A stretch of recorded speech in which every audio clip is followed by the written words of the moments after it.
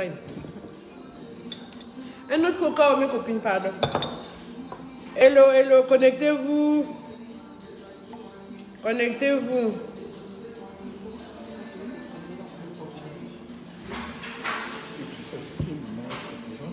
Non, pour tout arrêter, il faut le loger. Ouais, non, la maison de $20. On le met dedans. Hello, hello, vous êtes là, vous êtes là? La famille de Jean-Philippe m'a contacté. La famille paternelle de Jean-Philippe m'a contacté. La famille Ambaye m'a contacté. Je suis même avec eux. Mais ils sont discrets. Ils ne veulent pas être vus. Je suis même avec l'oncle Sosten qui est dépassé, qui est traumatisé. Ne le tuez pas. Vous avez commencé déjà à le tuer. Laissez-le le tuer. Écoutez aussi sa version. Il faut toujours qu'on écoute les deux versions. Vous vous rappelez comment j'ai insisté que Jean-Philippe, j'espère que quand tu me fais sortir en vampire, là, toi aussi tu es clean, hein, que tu es bien, non? Ah. Il paraît que Jean-Philippe, tout son argent, dès qu'on lui donne l'argent, c'est bon pour aller acheter le tabac. Quand il achète le tabac là, il passe son temps à fumer, il ne veut pas travailler. Que quand on lui donne le travail, il ne va pas au travail. Que ses parents ont tout fait pour le mettre à la GR, il n'est pas allé. On a tout fait pour le mettre chez les sapeurs-pompiers. Il n'est pas allé. Qui mange l'argent. Mais, j'ai dit qu'à cela ne tienne. Qu'à cela ne tienne. L'oncle, il m'a même dit comment il a mis à l'école, comment Jean-Philippe ne veut pas aller à l'école. Comment même la mère de Jean-Philippe a dit qu'elle ne s'occupe plus de lui.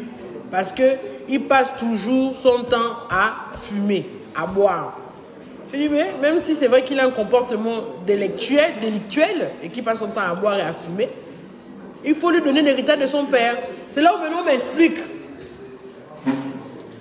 qu'en fait l'héritage de son père dont il se prévaut là, ce n'est pas l'héritage de son père en tant que tel. Les maisons qu'il nous a montrées sont les maisons de son grand-père. Le grand-père avait lui-même ses enfants. C'est-à-dire que le grand-père avait combien d'enfants approximativement? 6, 7 enfants. Le grand-père a 7 enfants. Et quand il a les 7 enfants-là, chacun fait ses petits-enfants. Donc, les prioritaires dans la succession du grand-père sont d'abord ses enfants à lui. Et maintenant, quand les enfants héritent, ils transmettent à leurs enfants quand ils décèdent. Donc, le seul bien du père de Jean-Philippe se trouve à Ovendo. Donc, les maisons qu'il nous a montrées sont les maisons de son grand-père, qui font partie des choses de la succession familiale, qui n'a même pas été encore... comment on appelle ça, une succession qui n'est même pas encore terminée, qui n'a même pas encore été achevée. Le partage n'a pas encore été effectué avec les ayants droit directs du grand-père. Donc là, ce qu'on est en train de faire, on est en train de négocier pour qu'il soit logé à Ovendo, pour qu'il ne dise plus qu'il dorme à la plage. Mais sinon, son père n'a laissé que la maison d'Ovendo là. C'est tout. Donc la maison qu'il nous a montrée là, ce n'est pas sa maison. C'est la maison de son grand-parent. Mais c'est normal. En fait, il ne connaît pas le droit, il ne sait pas, il n'est pas juriste. Donc, l'oncle Sosten m'a raconté aussi sa version des faits. Donc, moi, je veux retrouver Jean-Philippe vendredi pour continuer à discuter parce que sa précarité, quand même, je suis surprise. Il faut quand même qu'on le confronte, qu'on essaye de comprendre ce qui s'est réellement passé, pourquoi il vit là-bas. Mais, et surtout, le loger à Ovendo. Parce qu'il est vraiment orphelin. Parce que il dit qu'il vit dans des situations précaires. Sa famille est inquiète. Ils sont dépassés. Ils disent que c'est Jean-Philippe lui-même qui les fuit, qui ne veut pas rester tranquille, qui ne veut pas, comment on appelle ça, s'en tenir au droit familial. Parce que eux tous les petits-enfants, sont dans la même situation. Les petits-enfants sont avec moi ici. Donc, il y a les enfants du grand-père.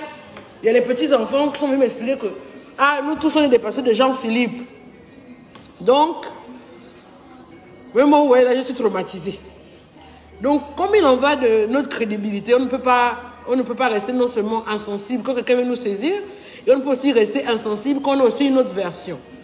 Donc, ce qu'on va faire, je vais expliquer à Jean-Philippe. Parce que lui, quand il voit les maisons du grand-père, il se dit que non, là, moi c'est mon héritage. Je vais lui faire comprendre que Joe, la loi est compliquée. La loi est compliquée parce que ton grand-père a laissé ça, que c'est pour toi. Ton grand-père lui-même, il avait d'abord ses enfants. Les enfants doivent d'abord hériter et ensuite, maintenant, les enfants transmettent. Oui, la maison de Vendo est vide. Ce qu'on va essayer de faire, on va aller au Vendo, on va ouvrir, on va voir si c'est habitable, on va le mettre dedans pour qu'il ne dorme plus à la plage, pour qu'il ne reste plus dehors. Maintenant, moi, je vais quand même l'observer. Moi, je ne vais pas d'abord que vous donner le travail. Parce que quand il va vous faire le flop, vous allez dire que non, c'est Linda qui nous envoie le type là. C'est Lénia, ouais.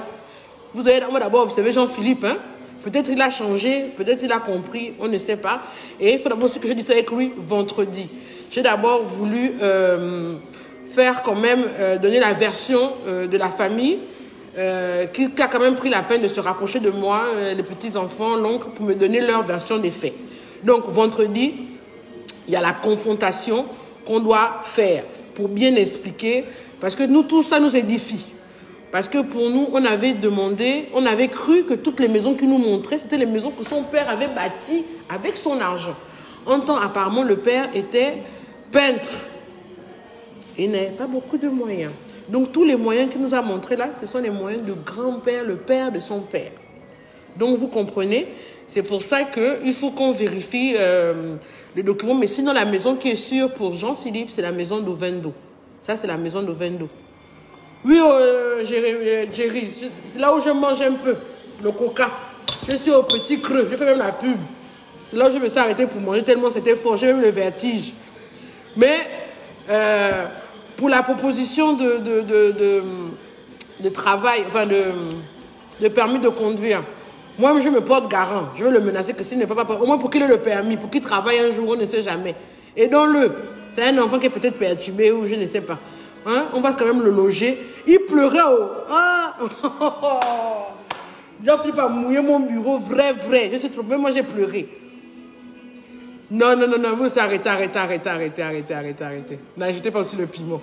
Donc, on se trouve vendredi. On va essayer de loger Jean-Philippe, le faire sortir de là où il est à la plage pour le loger dans le truc. Et donc, Sosten n'a qu'un enfant. Il n'a pas beaucoup d'enfants. Il a seulement un seul qui ne vit même pas ici.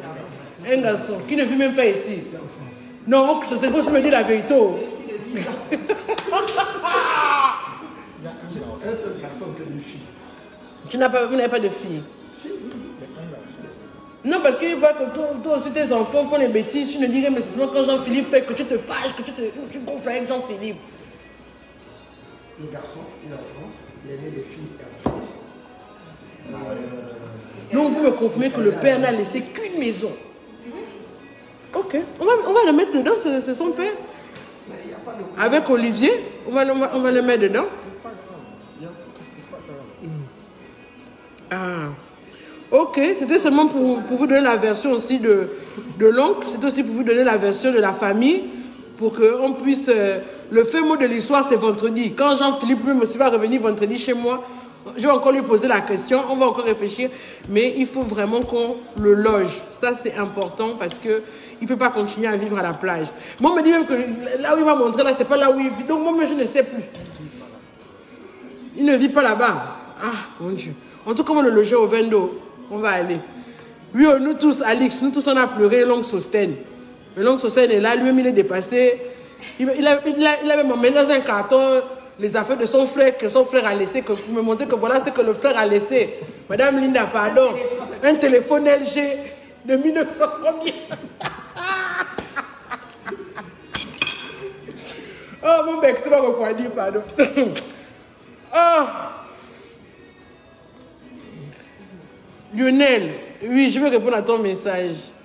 Oui, moi aussi, Audrey, je pense qu'il faut qu'il fasse la formation auto-école. Moi aussi, je pense. On pense, en tout cas, moi aussi, on va le suivre. On va comment on appelle ça, l'encadrer pour qu'au moins il obtienne son permis de conduire. Après, lui-même, s'il est logé, il puisse travailler, hein, pour qu'il ne reste pas comme ça. En tout cas, sa famille, ils sont dépassés, mais ils l'aiment, c'est un membre de leur famille. Ils vont l'aider. Il n'y a pas de problème. C'est seulement pour vous dire ça. Je vous reviens ce soir. Ses amis. Mes amis, non. En fait, le problème, c'est que Jean-Philippe, même, vous avez vu comment il parlait. Je ne pense pas que les amis soient complices. C'est qu'il vit vraiment là-bas, en fait. Hein? Et lui, quand il voit les maisons de ses grands-parents, il pense que c'est pour lui. Il pense qu'il a un droit là-dessus. En fait, c'est juridique. Il faut qu'il comprenne que même si son grand-père a laissé des grandes maisons, il y a d'abord d'autres petits, il y a d'abord les enfants du grand-père qui la vérité, ensuite lui. Mais lui, il part du principe que tout ça, c'est pour son père. Non. Le père a des frères et sœurs qui ont aussi un regard. Donc, c'est ça. Donc, on va vérifier les documents, on va vérifier les papiers, on va vérifier tout ce qui se passe et on va loger Jean-Philippe à la maison.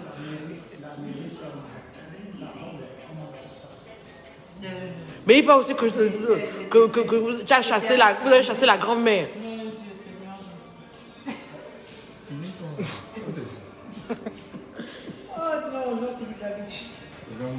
Bon, à tout à l'heure.